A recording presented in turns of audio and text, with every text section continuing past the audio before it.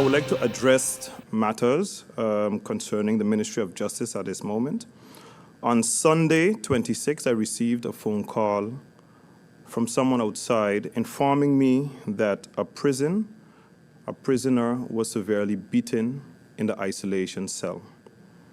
I contacted the director of the prison with regarding such, in which he thereafter informed me that indeed the prisoner was severely beaten and transported to the St. Martin Medical Center.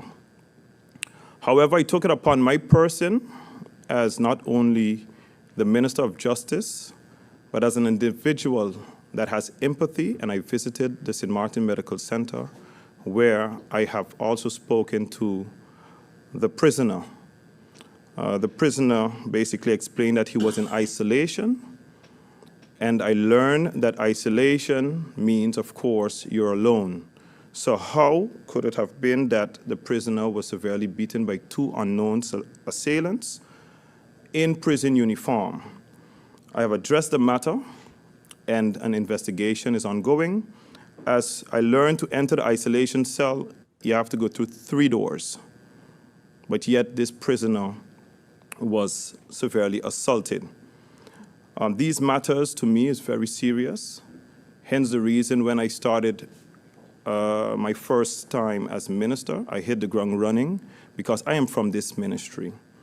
And I have known about the different type of corruptions that we may have, and I would like to root it out of our system. 13 officers have also taken legal proceedings against the Minister of Justice. This has been ongoing before my tenure. I have managed to have spoken to the 13 officers, whereby I have got the litigation against the minister dropped by their legal representation. These are 13 new officers before the second and third last that was sworn in by me. So nearly 40 decrees I have requested by the Chief of Police to have them ready. He had them ready, they're on my desk, and I've sent them on to the DIV system for processing. On Monday, the 27th, I also received information that a detective within KPSM has taken the government to court, and this was the 3rd court case. However, I've assessed the situation, I have read all documents, and as a legal mind, I have made a decision. Again, 2 of our court cases, we had no legal representation of the ministry that showed up. On the 3rd one, seeing it was last minute, and I'd already assessed the situation, I ran to the courthouse.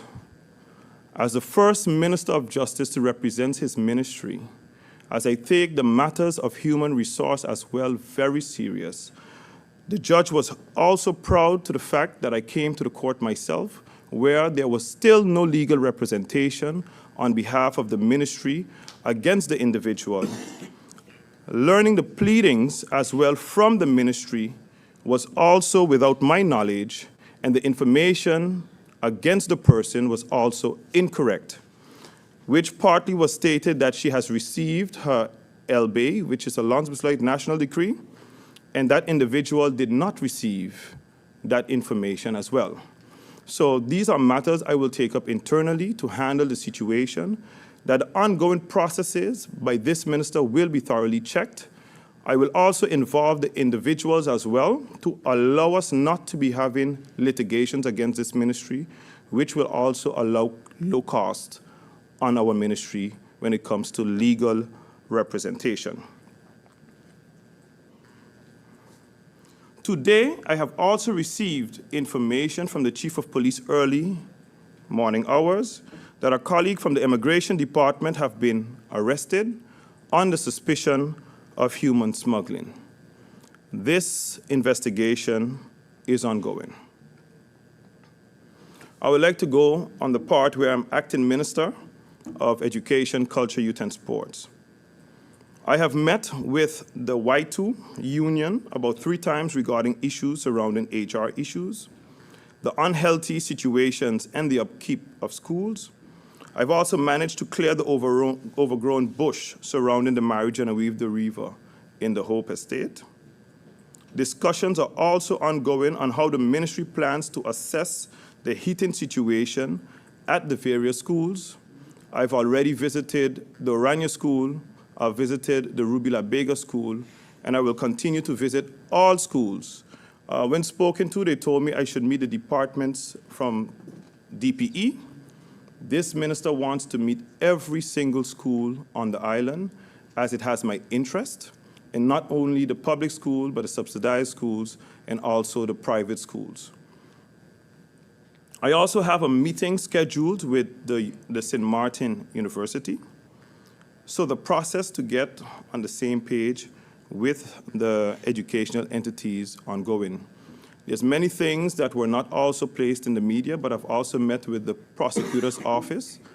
I've also learned that I'm the first Minister of Justice to meet with the prosecutor's office, as we need to know, because this minister is responsible for what we call beleid en beheer. I need to know the budget. In the near future, I'll be traveling to the Netherlands with regarding to the JV overleg, where, as Minister of Justice, I also have to sign the budget for the Joint Court of Justice. I have already consultations with the Joint Court of Justice President, and further information with regards to the police, the Korpschef van Colleges, the College van Korpschef, where I'm in discussions with the Chief Carl John, and I will further get more information on that as well. To go back into education, I've also signed many study financing, and that will also, the statistics will be released in the later future, in the near future.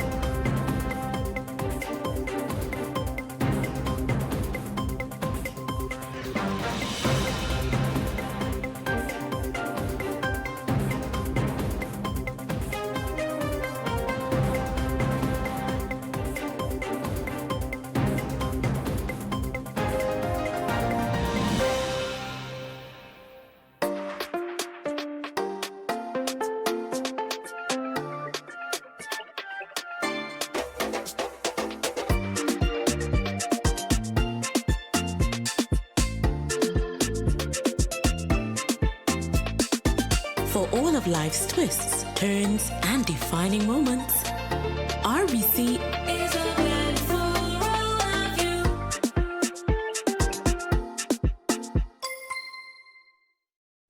SXM, your social and health insurance. SXM,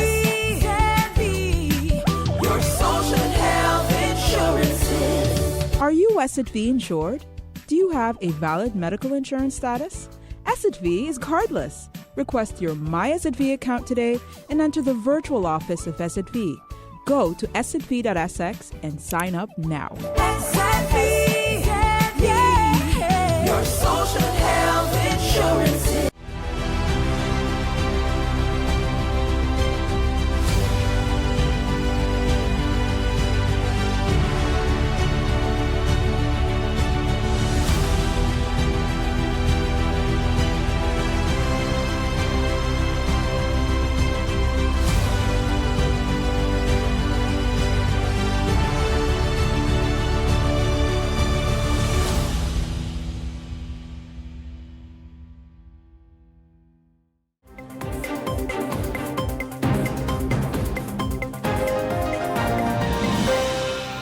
As you know, June 1st, which is already on Saturday, is the start of the hurricane season. And as such, the department is also, the ministry is also in collaboration with the Ministers of Health of Aruba and Curacao and the State Secretary for Health of the Netherlands. We are increasing inter-island medical cooperation during disasters. a tabletop exercise is scheduled for May 31st, that's Friday, to test our procedures for medical evacuation after a disaster. This involves collaboration with hospitals within the Dutch Caribbean, SZV, Ministries of the Interior and Kingdom Relations, the representation of the Netherlands in Aruba, Curacao, and St. Martin, the Ministry of Defense, and crisis management offices within the kingdom. This exercise is a crucial step towards enhanced preparedness and cooperation among the islands. We also have an ongoing STEP survey, and we need at least 2,000 respondents.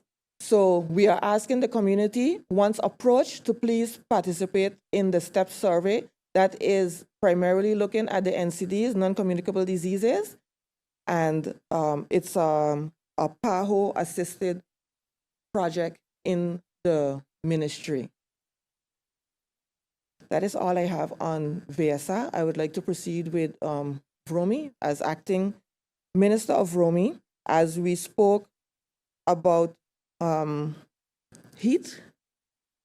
I know that questions will come regarding GBE and load shedding. So I have a statement prepared regarding the current situation in GB.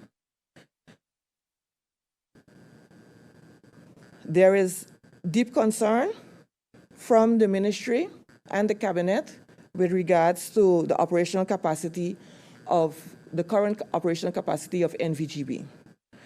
GB, which has struggled to regain public confidence following the 2022 cyber attack that crippled the company's data and billing system, has led now to load shedding. As a former GB director, I know very well the challenges that are being faced now, and having had a meeting last week with GB, we noticed that the public has previously been literally and figuratively kept in the dark regarding the actual state of the company. And so, although I acknowledge the hard work of the GB employees, and especially those now who are trying to fix the billing system, we notice that there's a lot that has to be done. And we encourage them to continue the work. Right now, when we look at the billing, there are still 600 customers who have yet not been billed since the hack. That's quite a lot. What that means now is that if you are one of those 600, you can expect to receive up to 25 bills at once. So I am saying this to warn people not to get upset or get excited. Once you receive those 25 bills, what we have discussed with the company is to have some aftercare, so to contact these people to let them know what exactly is the case, because they have to bill you. Maybe you have already paid, but they have a responsibility to bill you. So you might say, but I paid this already.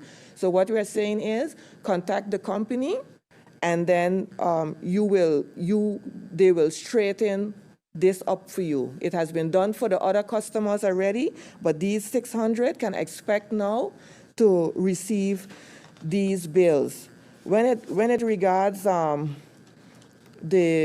load shedding on the production side, we know that there is a problem with one of the main base engines, and it's a very severe problem, and as such, the mechanics are now looking at the engine this week to see what can be salvaged and what can be done.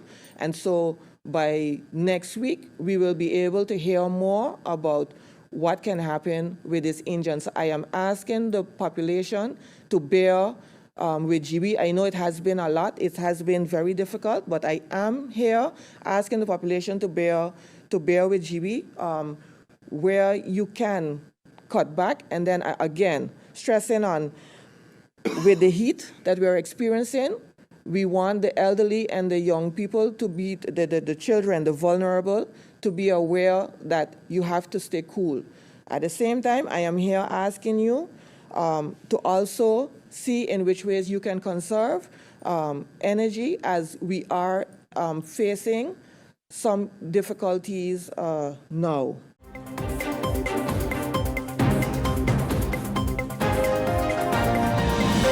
Just recently, in the last couple of days, we have seen where the country of Aruba, that seemingly has been battling similar issues in terms of their electricity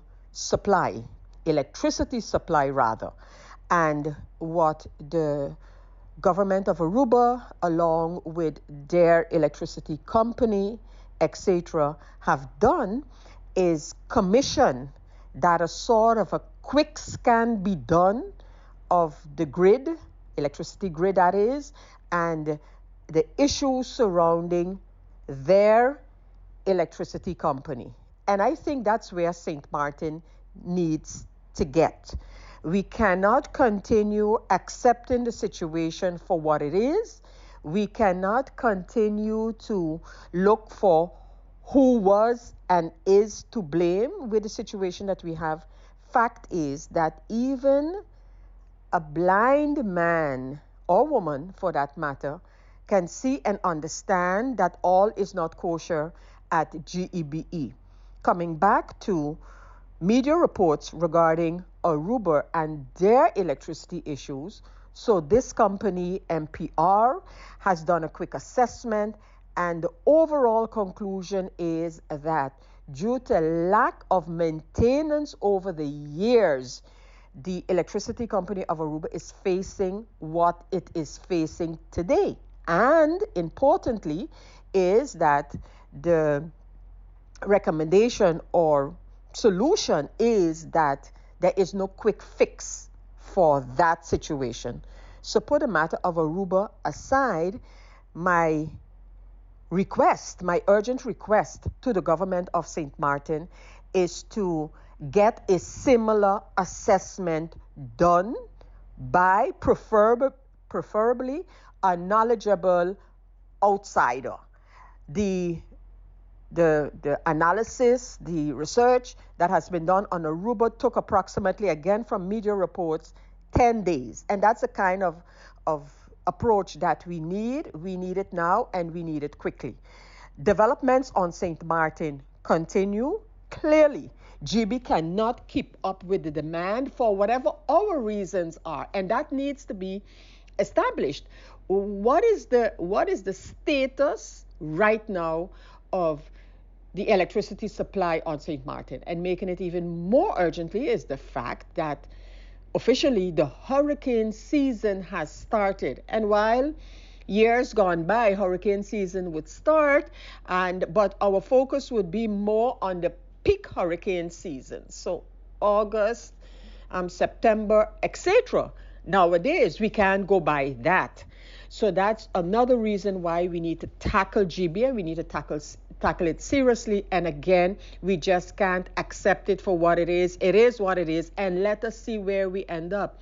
No, my impression is, and again, just from the outside, and of course, speaking and hearing from persons who know, that what we see and hear in terms of reasons for the outages and what have you is but the tip of the iceberg. And we need to get ahead of this matter before it hits us all in the face with the results of our economic development and economic livelihood being threatened, the people of St. Martin having to suffer over and over again. And I have not even yet touched on the matter of the billing and financial position of GEBE. So again, in conclusion, my letter to the Council of Ministers, to the Prime Minister, is that we get ahead of this matter of GEBE. Yes, I can understand some reluctance in terms of, divulging what the situation is at GB, not to cause any type of panic reactions. But in the case of, and again, I want to refer to Aruba, it was investigated and the results have been made known also to the public.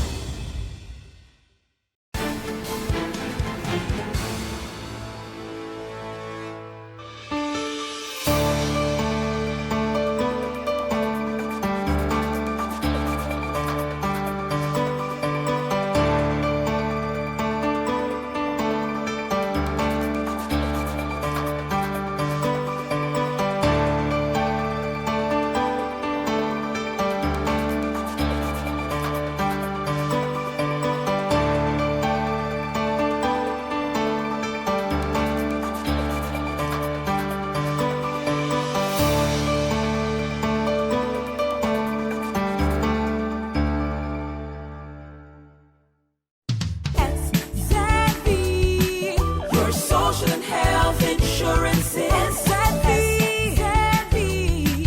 your social and health insurance. Are you SXV insured? Do you have a valid medical insurance status? SXV is cardless. Request your My SXV account today and enter the virtual office of SXV. Go to sxv.sx and sign up now. SXM, yeah, your social and health insurance.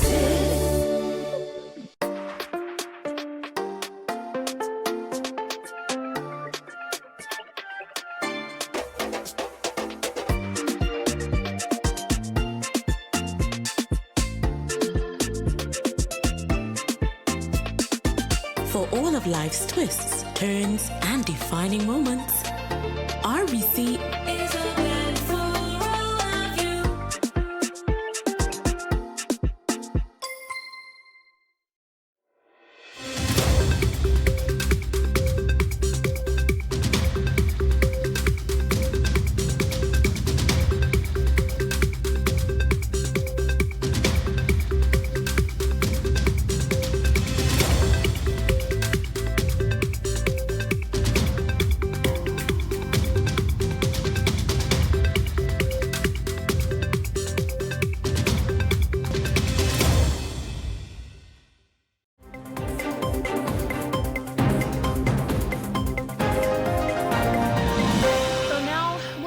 To the state of our marine ecosystems. I do have to say that this is going to be kind of a negative section of this presentation. I don't think that we can go so far as assuming that it'll be a reality check for everyone. I think everyone knows in general what the situation is for our coastlines and our coral reefs. But due to unsustainable development management practices, the consequences of climate change, and limited legal protections, St. Martin's marine and terrestrial ecosystems are under extreme threat. We have been very lucky to be partnered with the Ministry of ROMI through the Resembid project and been able to execute Project Carina, which is a coastal resilience needs assessment. This was desperately needed for St. Martin, and we are very much hoping that soon we will be able to execute the other contracts that are waiting within the ministry to combine this with a socioeconomic study, a risk and vulnerability assessment, so that we have the data from the natural environment and the data from the people living on the land, so that we can provide the Ministry of ROMI with a true path and a plan and a way towards sustainable development, something that they need to be able to make the decisions that are being asked of them. One of the first steps in this was assessing the health of our coral reefs. We used a reef health status indicator that's used throughout the Dutch Caribbean, and you can see on the slide here that on our reef health status, there's critical, poor, fair, good, and very good. So blue being very good, red being critical if you can't read from that far. The circle shows that we're covering live coral, macroalgae cover, commercial fish biomass or abundance, and herbivorous fish abundance. Based on this here, just as a quick scan, you can make no mistake, the St. Martin's coral reefs, which support the blue waters and white sand beaches our tourists do come here to visit, are dying, and action must be taken. The area that shows the cluster of 4 marks together that have 2 that have the very good commercial fish biomass, that is actually within the protected area of Man o' War Shoal, that's the spa protected area. So that aligns with protections being there. Long Bay Reef on the far left is an area that traditional fishermen should be able to visit. And there's no commercial fishing mass there. There's no herbivorous fish biomass there. And those are both indicators of how well the reef is doing. Additionally, through Project Carina, we were able to do a proper underwater habitat map. So using a drop camera, which is a camera on a long line, we had the project team and our volunteers go out and mark 1,500 different spots, both in the lagoon and in the coastal areas of St. Martin. The map here on the right shows the habitat categories. There's bare sand, seagrass, macroalgae fields, sargassum fields, patch reef, coral reef, and Gorgonian reef. One of the things that's the most interesting about the data analysis that our science officer has done on this is that most of these really important areas are not within the protected zone. So 87.5% of the reef habitats are actually located outside of Man o' War Shoal. The Gorgonian reef, 69.7% of that is located outside of protected areas as well. And 88% of the seagrass beds are located outside of protected areas. Another statement that needs to be made regarding this habitat map and what's happening to the coral reefs is the coral bleaching alert. I would assume a lot of you know what coral bleaching is, but just to be safe, I'll cover it. As water temperatures rise, the coral will eject the algal cells that are living kind of in their skin. And that happens when they're under stress or they're simply too hot. Now, a coral can survive and come back from coral bleaching, but it's very unlikely. It puts them at risk for other diseases like stony coral tissue loss disease, which does exist in St. Martin. It puts them under risk for, if there's a hurricane, it won't be as healthy to grow back. And the coral bleaching has spread throughout the entire world. It's not only St. Martin that is experiencing it, but specifically for us, from August to November of 2023, coral bleaching increased by 230% in compared to the last 20 years. And NOAA has predicted that this year will be similar or worse to last year. So we can expect another loss of coral species, even in the protected areas. Next are wetland and other species. Loss of mangroves. The Nature Foundation has been going on for quite some time about how 60% of St. Martin's mangroves have been lost due to development. Of the remaining 40% that exist, 80% of them were damaged during Hurricane Irma. And there are some severe knowledge gaps when it comes to mangroves. There is a lack of awareness regarding the origin and the ecosystem services provided by mangroves, and that has led to little interest in protecting them, even within government. Seagrasses provide some of the highest levels of climate change mitigation impacts and also have 0 level of protection within St. Martin. So both mangroves and seagrasses playing critical roles for climate change and for the protection of our citizens with 0 protection.